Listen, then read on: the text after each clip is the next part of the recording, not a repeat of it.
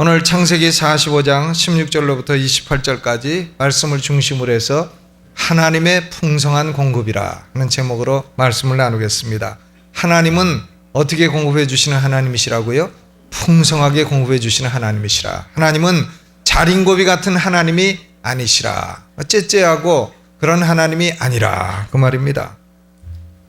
우리 기독교가 안고 있는 문제는 안팎으로 여러 가지 문제가 있습니다만은 기독교 안의 문제 가운데 하나는 이단의 문제입니다. 기독교 안에는 이단이 있습니다. 이단이란 뭐냐? 이단이란 하나님의 말씀을 제시를 하되 균형을 잃게 제시하는 것이 이단인 것입니다.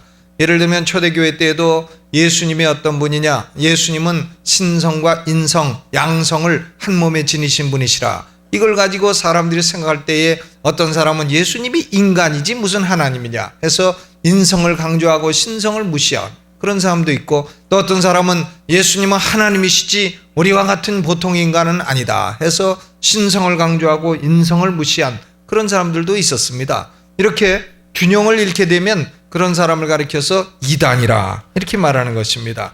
우리 성도들이 대물 관계, 즉 물질 관계에 있어서도 균형이 깨진 이해를 가질 수가 있습니다. 오늘날 이 성도가 물질을 어떻게 대할 것이냐 하는 이 주제에 관해서 균형이 깨진 입장은 두 가지입니다. 하나는 뭐냐면 Health and Wealth Gospel이라 하는 겁니다. 건강복음, 부요복음입니다. 이들의 주장은 뭐냐면 예수 믿는 사람은 언제나 건강해야 된다. 예수 믿는 사람은 언제나 부자로 살아야 된다. 건강하지 못한 것은 믿음이 없기 때문이다. 부유하지 못한 것은 믿음이 없기 때문이다. 그러므로 아이들이 주장하는 것은 name it and claim it. 여러분이 원하는 것이 있으면 그것을 딱 지정을 하고 그것을 믿음으로 주장해라. 그러면 당신 것이 될 것이다. 이런 사상입니다. 그런데 건강과 부여를 누리지 못하는 것은 언제나 건강해야 되고 언제나 부여를 누려야 되는데 그것을 누리지 못하는 것은 믿음이 없기 때문이라 해서 가난한 사람을 정죄하고 연약한 사람을 정죄하는 이런 사상이 있습니다.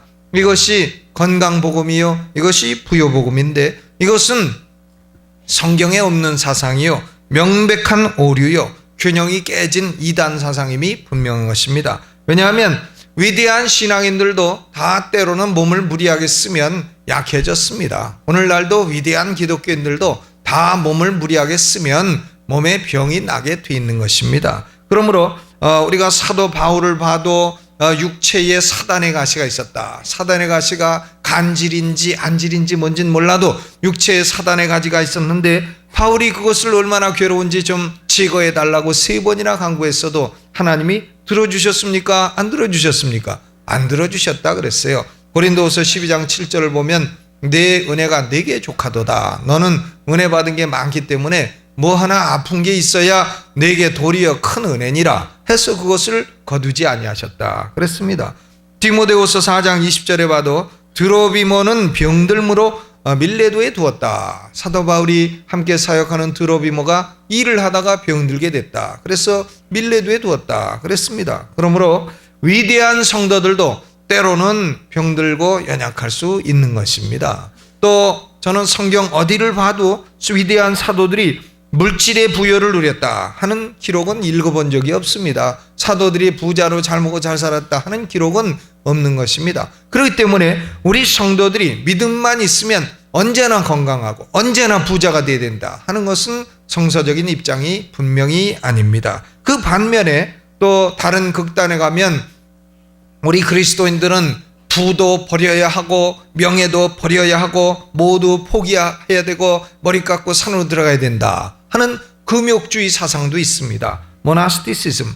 기독교는 금욕주의도 아닙니다. 기독교인들은 머리 깎을 필요도 없고 산으로 갈 필요도 없는 것입니다.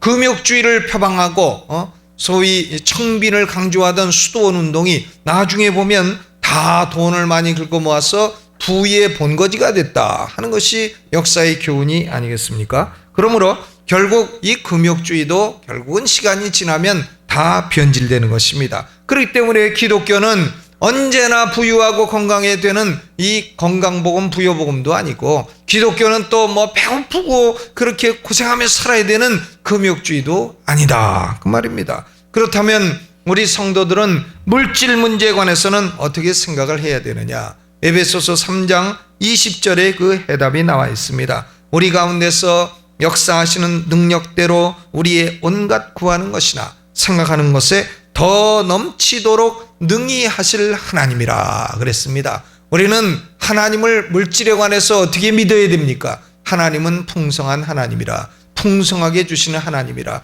하나님은 우리에게 영생을 주시되 풍성한 생명을 주시는 하나님이라. 하나님을 풍성한 분으로 믿으시기를 예수 이름으로 축원합니다. 여러분의 입장에서 하나님은 각각 어느 누구에게나 풍성하게 대해 주시는 하나님이시라 그 말입니다. 하나님이 우리의 생각하는 것이나 구하는 것보다 더 능히 넘치도록 풍성하게 해주시는 하나님이시라 하는 증거가 어디 있습니까? 그 증거가 오늘 창세기 45장 16절로 28절까지 우리가 읽은 본문이 명백한 증거입니다.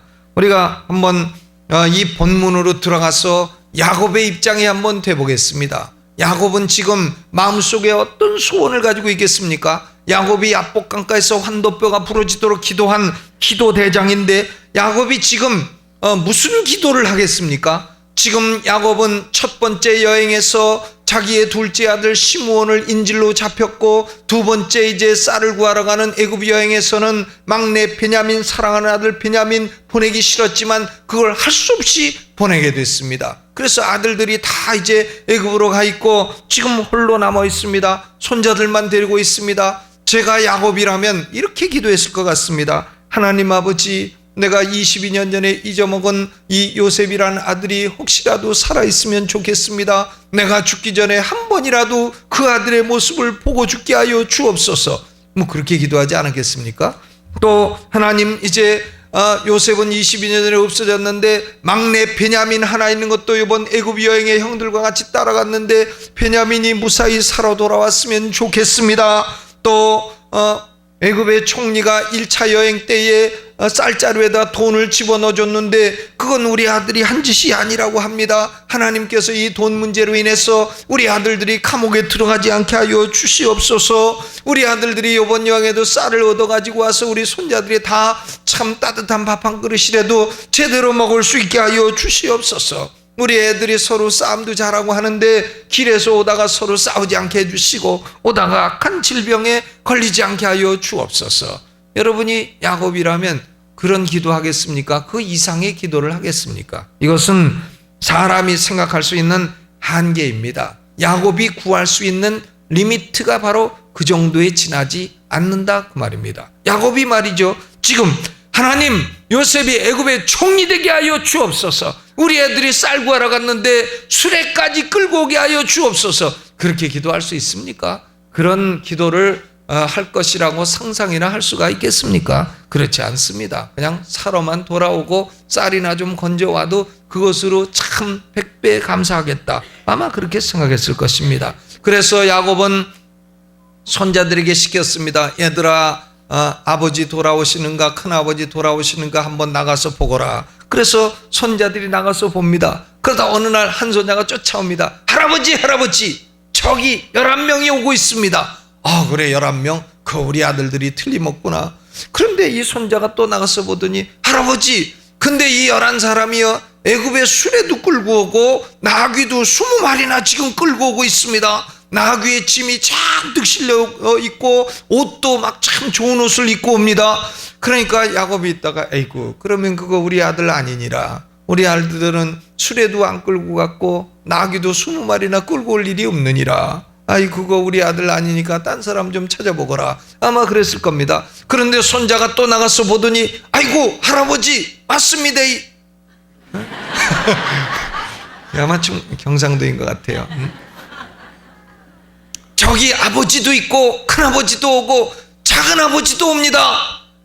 그러니 야곱이 얼마나 깜짝 놀랐겠어요. 다 살아 돌아오고 수레도 끌고 오고 나귀도 20匹이나 끌고 오고 옷도 새 옷 갈아입고 오고 하니까 얼마나 깜짝 놀랐겠습니까? 믿을 수 없는 듯이 눈을 비비며 일어나서 어이구, 꿈이냐 생시냐, 이것이 맞는구나 했을 것입니다. 하나님의 공급은 이런 것입니다. 야곱이 생각하는 것보다 더 능히 넘치도록 공급하시고 구하는 것보다 더 능히 넘치도록 주시는 하나님이신 줄로 믿으시기를 예수 이름으로 축원합니다. 하나님이 우리 성도들에게 공급해 주는 것은 세 가지 측면이 있습니다. 첫째로는 하나님은 우리의 물질적인 필요를 공급해 주십니다. 우리 인간은 영도 가진 존재요, 육도 가진 존재입니다. 영육을 겸비한 것이 인간입니다. 그렇기 때문에 하나님은 영적인 필요뿐만 아니라 육신의 필요도 공급해 주시는 하나님이십니다. 바로 왕이 궁중에서 요셉의 형들이 왔다 하는 소식을 듣더니 뭐라고 합니까? 요셉을 통해서 이 바로 왕이 야곱의 아들들에게 애굽의 온갖 기름진 것을 내어주고 애굽의 온갖 아름다운 것을 다 공급해주고 아끼지 말고 다 내어줘라. 기구도 아끼지 말고 애굽의 온갖 좋은 것이 다 너희 것임이라. 기름진 것, 아름다운 것, 좋은 것을 아끼지 말고 주라고 얘기합니다. 그래서 야곱의 아들들이 뭘 받았습니까? 먼저 요셉은 바로왕의 명을 받아서 수레를 여러 대를 줍니다. 수레를 주는 거예요. 우리가 볼 때 수레라고 하면 아이고 그건 가난한 사람들이 타고 다니는 달구지 같은 거겠지 생각할지 모르지만요, 이 수레는 그 당시 유목민족들에게는 이것은 BMW, 벤츠, 롤스로이스 같은 거다 그 말이에요. 그 당시 가나안 땅에는 수레가 하나도 없었습니다. 애굽에만 있던 것입니다. 이것을 이들이 여러 대를 받게 됐다. 하루아침에 자전거도 못하고 걸어다니던 사람이 이 고무신 달른다고 시비 걸던 사람이 갑자기 롤스로이스를 타고 온다. 지금 그 말인 것입니다. 미국의 어떤 대통령이 대통령 되고 나서 자기가 대통령 되기 전에 롤스로이스를 주문했더니 롤스로이스 회사에서 당신은 아직 자격이 안 됐습니다. 이렇게 대답이 하는데 대통령 되고 나니까 이제서야 당신이 이 차를 탈 자격자가 되었습니다. 이렇게 왔다는 얘기가 있지 않습니까? 그러니 이 사람들이 지금 하루아침에 애굽의 수레 롤스로이스를 몰고 왔다. 그 얘기입니다. 여러분에게도 이런 축복이 임하시기를 주의 이름으로 축원합니다. 또 이들은 유목민의 낡은 옷을 다 벗어버리고 애굽의 아름다운 옷으로 갈아입었습니다. 애굽의 아름다운 옷은 다 물감이 있는 옷입니다. 그 당시는 물감이 귀해서 물감이 하나를 만들기 위해서 오늘날로 뭐 1,000만 원씩 쓰고 2,000만 원 쓰고 그랬다는 얘기를 들었습니다. 그러니 이들이 옷감이 있는 이 채색이 있는 그런 아름다운 옷으로 갈아입고 베냐민은 옷 5벌이나 받고 그리고 은 300냥이나 받고 돈 벌고 옷 얻어 입고 참 수지 맞지 않습니까? 거기다가 순나귀 10필에는 애굽의 온갖 아름다운 물품을 신고 암나귀 10필에는 곡식을 주고 떡을 주고 그리고 양식을 싣고 아버지 모셔오고 자녀들 데리고 오는데 도중에서 이것을 먹고 편안히 와라. 그리고 요셉은 중간에서 싸우지 말라고 부탁을 해서 돌려보낸 것입니다. 얼마나 복을 받았습니까?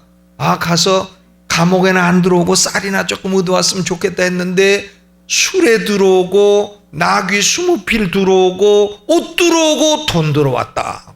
이것을 가리켜서 우리말 속담에 뭐라고 합니까? 빈집에 소 들어온다. 그런 얘기 아닙니까? 요새 용어로는 뭐라고 합니까? 대박 터졌다 하는 겁니다. 대박 터졌어요. 야곱집에 대박 터졌습니다. 여러분에게 이런 은혜가 있으시기를 주의 이름으로 축원합니다. 한번 옆에 계신 분하고 얘기해 보세요. 나는 대박 터질 겁니다. 기분 좋지 않습니까? 우리 성도들은요, 말이라도 자꾸 죽겠다는 소리 하지 말아야 돼요. 아이고 죽겠네, 망하겠네 이런 소리 하지 말아야 됩니다. 그냥 아이고 대박 터지겠네, 참 배고파 죽을 지경이라도 아이고 대박 터지겠네, 자꾸 그런 얘기 해야 됩니다. 주께서 나에게 복을 주실 줄로 믿습니다. 자꾸 그런 얘기 해야 됩니다. 아멘. 하나님께서 우리 입술의 언어를 들으시기 때문에 우리는 부정적인 말, 망한다는 말, 그런 말은 해서는 안 됩니다. 농담이라도 아이고 저런 대박 터질 놈, 애들을 야단쳐도 그렇게 야단쳐야 된다 그 말입니다. 그런데 하나님은 이 야곱의 아들들에게 물질의 복만 주신 것이 아닙니다. 두 번째로는 야곱의 감정적인 필요도 채워주십니다. 여러분이 이 본문으로 가서 야곱의 감정이 어떠했는지 한번 생각해 보세요. 사랑하는 아내 라헬에게서 아들 둘을 얻었는데 그 중에 하나 요셉은 22년 전에 어디 갔는지 없어져 버렸습니다.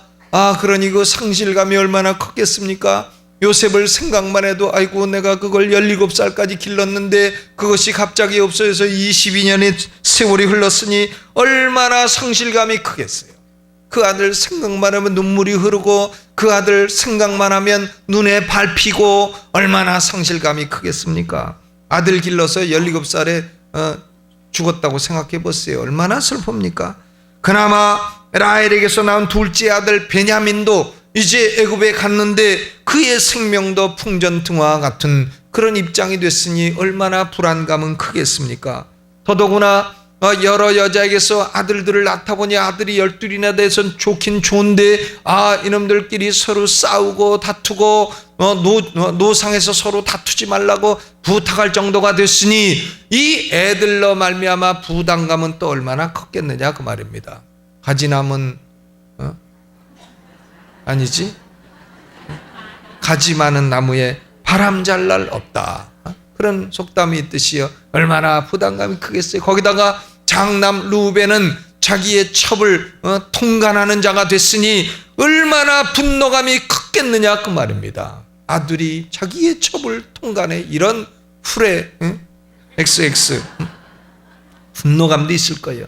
더더구나 할아버지의 명을 받들고 아버지의 명을 받들어서 가나안 땅을 떠나지 말라 해서 가나안 땅에 평생을 살았건만 평생 사는 대가가 뭐냔 말이에요. 온 가족 굶어 죽을 위기가 됐고 온 가족이 애굽에서 종될 위기가 됐으니 그 허탈감은 얼마나 컸겠습니까?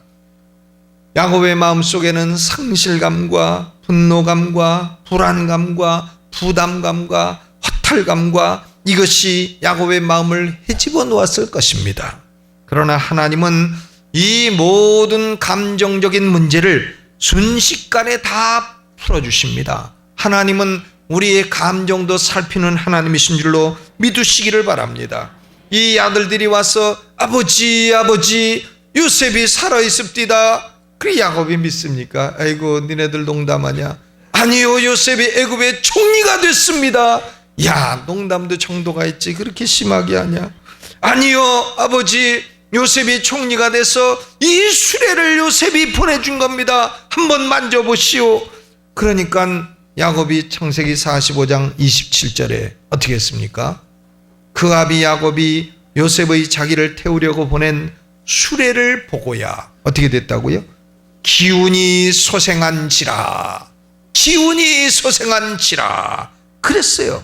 하나님께서 이 야곱의 감정의 모든 문제를 순식간에 해결해 주시고 기운을 소생시켜 주신 줄로 믿습니다. 감정의 새 기운이 돌았습니다. 다 죽어가던 감정이 새롭게 살아났습니다. 하나님은 우리의 감정도 보살피시는 하나님이십니다. 우리 한국 사람들은요 이 감정이 너무 무뎌요. 감정이 너무 우리는 메말랐습니다. 감정 표현도 잘 안 해요. 부부간에도 자꾸 정동석 교수님이 오셔서 하루에 5번씩 안아줘라. 아침에 안아주고 출근할 때 안아주고 또 퇴근할 때 안아주고 잠잘 때 안아주고 그리고 심심할 때 안아줘라. 이렇게 5번 안아줘라 그랬는데 우리 한국 사람들은 그거 잘 안 합니다. 사랑한다는 얘기 잘 합니까 어디? 그 어떤 부부가 평생 살아도 사랑한다는 소리 한 번 못 들어가지고 이제 해갑 지나고 칠순잔치에 가서 부인이 그런 거예요. 남편한테 여보 당신이 나를 평생 사랑한다는 얘기 한 번도 안 하시오. 그러니까 남편이 있다가 결혼할 때 한 거 아직 취소 안 했잖아. 결혼할 때 딱 한 번 하고 아직 그거 취소 안 했단 말이에요. 그랬다는데 우리는 감정이 너무 메마릅니다. 감정이 너무 건조해요. 하나님은 우리의 감정도 보살피십니다. 여러분 이 시간에 감정이 굳어 있으면 푸시기를 주의 이름으로 축원합니다. 감정이 너무 메말라 있으면 성령의 생수가 감정에 돌아다니시기를 예수 이름으로 축원합니다. 우리가 감정이 좀 부드러워야 되겠습니다. 좀 우리가 기쁨이 있어야 되겠습니다. 우리 한국 사람들 보면 미국 살다가 한국 오면요 탁 틀린 게 우리의 인상이 굳다는 거예요. 미국 사람들은 그저 모르는 사람들 지나가면 쌩글쌩글 웃고 처음에는 깜짝 놀래죠. 저 사람 날 보고 왜 웃나? 언제서 아는 사람인가? 하지만 모르는 사람도 웃습니다. 지나가면서 인사하고. 그러나 우리는 참 보면 왜 쳐다봐? 왜 째려봐? 해가지고 잘못하면 쌈 묻지 않겠어요? 그러니까 안 쳐다봐야죠. 괜히 조폭 잘못 쳐다봤다 아주 본전도 못 찾습니다. 갈라디아서 5장 22절과 23절 성령의 9가지 열매를 보면 사랑과 희락과 화평과 오래 참은 자비 양선 충성 온유 절제라 이 같은 것을 금지할 법이 없느니라 그랬습니다.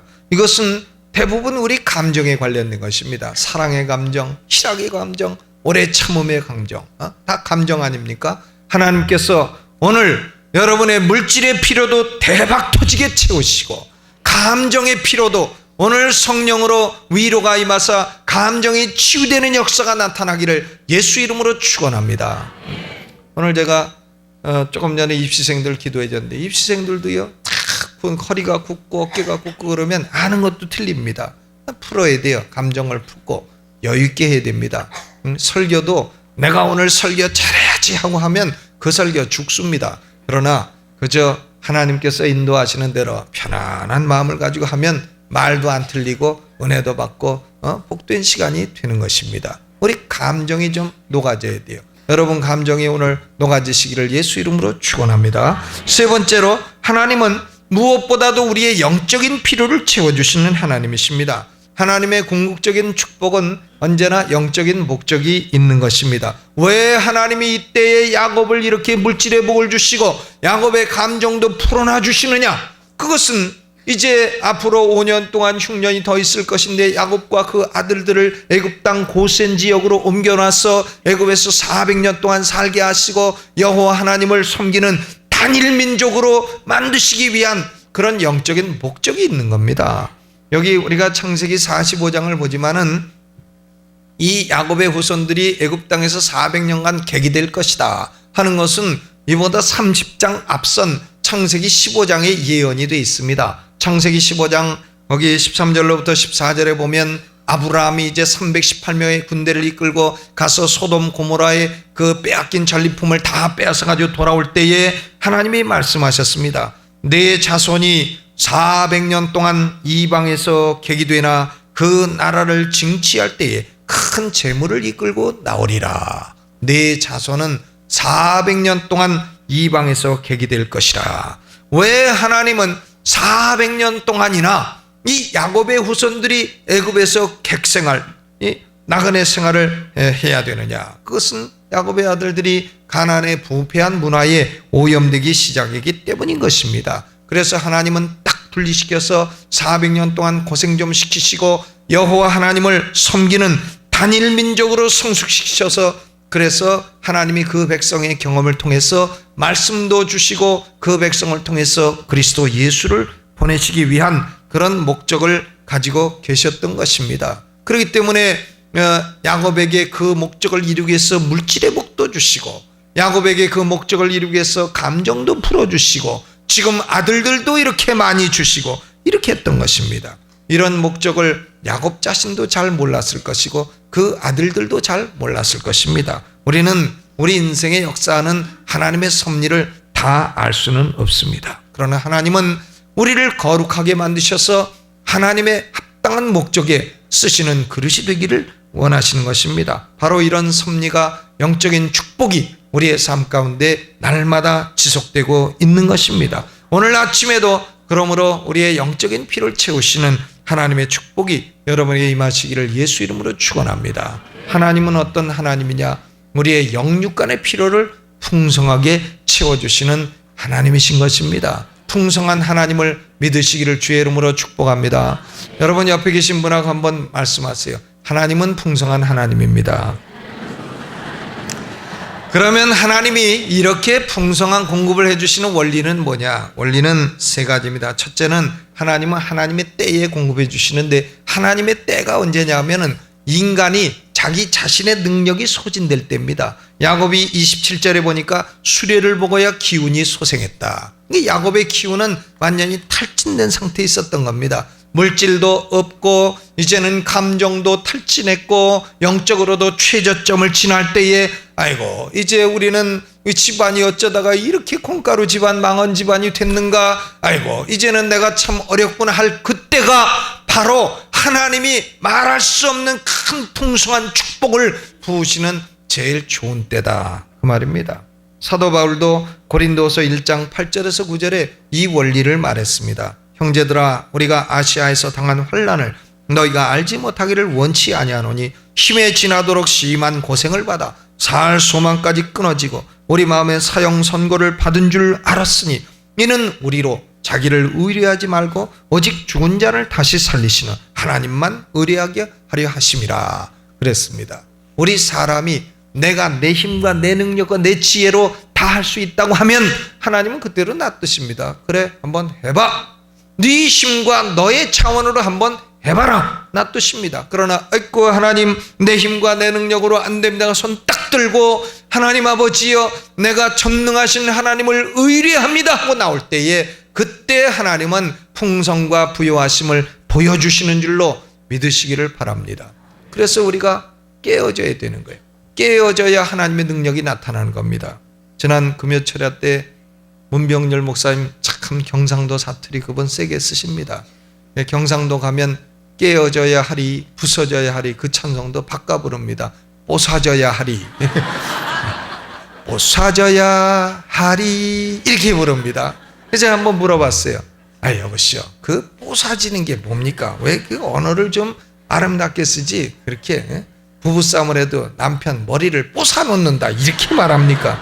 그러니까 아침에도 사람 깨울 때 너 이놈 안 일어나면 네 머리를 뽀사 놓는다 왜 그렇게 험하게 말합니까? 그랬더니 문 목사님 그래요. 아유, 여기는 농사 짓고 피곤하고 해서 그렇게 말 안 하면 제 시간에 일어나는 사람이 없대나 그렇게 세게 해야 일어난다나.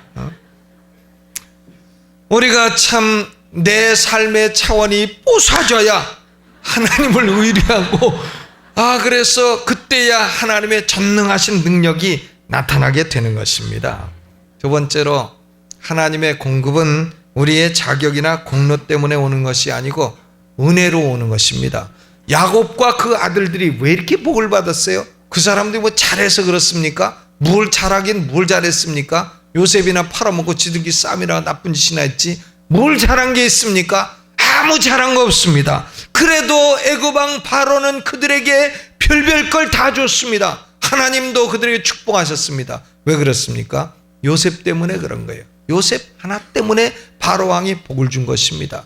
우리도 하나님 앞에 기도합니다. 하나님, 나도 영육간에 복을 내려주시고 오늘 말씀을 들으니 하나님은 풍성한 하나님이라 하시는데 나에게도 한번 대박 터지는 역사가 있게 하여 주옵소서. 이렇게 기도하다가도 아이고 내가 무슨 낯짝으로 그런 걸 구하는가. 대박은 무슨 대박. 내가 하나님께 뭘 해드린 게 있다고 내가 그런 걸 구하는가. 이런 생각이 들어서 싹 그만 기도를 거둘 수 있지 않습니까? 아닙니다. 우리가 무슨 야곱은 낯짝이 있어서 복 받았습니까? 그 아들들은 무슨 잘한 게 있어 복 받았습니까? 아닙니다. 우리는 하나님 앞에 아무 자격도 없고 아무 공로가 없어도 우리 죄를 위해서 십자가에서 대신 죽으신 예수 그리스도의 연고로 하나님은 우리에게 복을 부어주시는 줄로 믿으시기를 바랍니다. 이것이 예수님 때문에 우리가 공짜배기로 받는 은혜이기 때문에 이걸 가리켜 은혜라고 말하는 것입니다. 하나님의 공급은 은혜로 오는 것이지 우리 공로로 오는 것이 아닙니다. 그러므로 아무 내가 잘한 거 없고 참 낯짝들 수도 없다 그래도 하나님의 은혜를 믿고 예수 그리스도를 믿고 하나님의 축복을 구하시기를 주의 이름으로 축원합니다. 세 번째로, 하나님의 공급은 예상치 못한 때에 예기치 못한 방식으로 오는 것입니다. 야곱이 지금 이런 축복이 오리라고 상상이나 했습니까? 그러나 하나님은 하나님의 때가 되기 때문에 야곱에게 서프라이즈 축복을 주신 겁니다. 여러분, 우리가 참 인생 살면서 아이고 나는 망하게 됐구나 생각할진 몰라도요, 예수 믿는 사람은 망할 수 없습니다. 망하긴 다 틀린 존재입니다.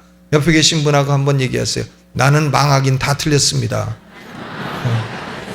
우리는 망할 수 없습니다.